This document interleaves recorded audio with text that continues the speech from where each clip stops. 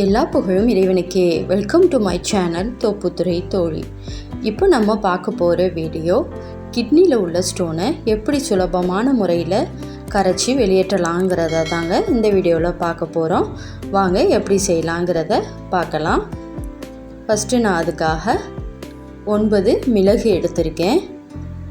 இதை இந்த மாதிரி இடிக்கல்ல சேர்த்து ஃபஸ்ட்டு மிளகை மட்டும் நல்லா இடிச்சிட்டு வச்சுக்கோங்க. இப்போ அது கூட சின்ன வெங்காயம் ஒன்று பெருசாக பார்த்து எடுத்திருக்கேன். இருக்கிறதுலையே நல்லா பெருசாக பார்த்து ஒன்று இந்த மாதிரி எடுத்துக்கோங்க. அதை தோலை நீக்கிட்டு கழுவிட்டு அந்த மிளகு கூடவே நீங்கள் சேர்த்து நல்லா உங்களுக்கு எவ்வளவு இடிச்சிக்க முடியுமோ அந்த அளவுக்கு இடிச்சிக்கோங்க.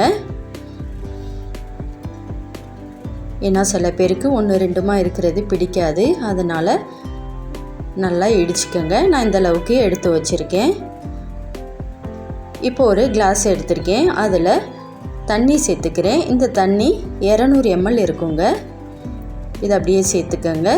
இப்போ இதில் அரை மூடி எலுமிச்சை பழத்தை அதில் பிழிஞ்சு விட்டுக்கிறேன். ஏன்னா நம்மளுக்கு இந்த ஸ்டோன் இருக்கிற நேரத்தில் வலி அதிகமாக இருக்கும், அதனால் உடல் ரொம்ப சோர்வாக இருக்கும். அதனால் நீங்கள் ஒரு எலுமிச்சப்பழம் கூட யூஸ் பண்ணிக்கலாம். நான் அரை மூடி எலுமிச்சப்பழத்துக்கு இந்த ஸ்பூனாலேயே 2 ஸ்பூன் தேன் சேர்த்துக்கிறேன்.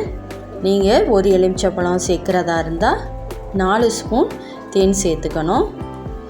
இப்போ நான் அரை மூடி எலுமிச்சப்பழத்தை அதில் சேர்த்து விட்டுக்கிறேன்.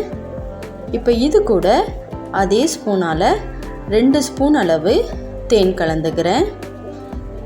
நீங்கள் ஃபஸ்ட்டு எப்போதுமே இதெல்லாம் சாப்பிட்றதுக்கு முன்னாடி ஒரு தடவை ஸ்கேன் பண்ணி பார்த்துக்கங்க. உங்களோட அந்த கிட்னி ஸ்டோன் எந்த சைஸில் இருக்குங்கிறத பார்த்துக்கிட்டு அதுக்கு பிறகு இதை தொடர்ந்து குடிச்சிட்டு வாங்க. இப்போ தேனை சேர்த்து கலந்து விட்டுட்டு நம்ம இடித்து வச்சுருந்த வெங்காயத்தையும் மிளகையும் அது கூட சேர்த்து விட்டுடலாம். நீங்கள் வெங்காயம் 1-2 இருக்கிறது சாப்பிட முடியலைன்னு நினச்சிங்கன்னா நீங்கள் அதில் கொஞ்சமாக தண்ணி சேர்த்து மிக்சியில் அரைச்சிட்டு கூட நீங்கள் இந்த மாதிரி சேர்த்துட்டு குடிச்சிட்டு வரலாம்.